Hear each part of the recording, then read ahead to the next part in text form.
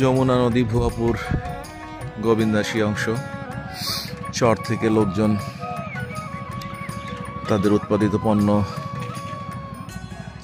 বাজারে বিক্রি করে আবার তাদের প্রয়োজনীয় জিনিসপত্র কিনে নিয়ে বাড়ি ফেরার পথে সবাই ব্যস্ত। আসলে জীবনের প্রত্যেকটা ক্ষেত্রেই সংগ্রাম এবং পরিশ্রম ছাড়া আসলে কোনো কিছুই অর্জন করা যায় না। এখানে আসলে বোঝা যায় যে গ্রামের সাধারণ লোকজন কত পরিশ্রমী এবং কত সংগ্রাম করে তাদের জীবনকে চালায়, এবং এই কারণেই আমাদের দেশটা এখনো টিকে আছে। সোনার বাংলাদেশ এই কারণেই বলা হয় দেশটাকে। ধন্যবাদ, সবাই ভালো থাকুন।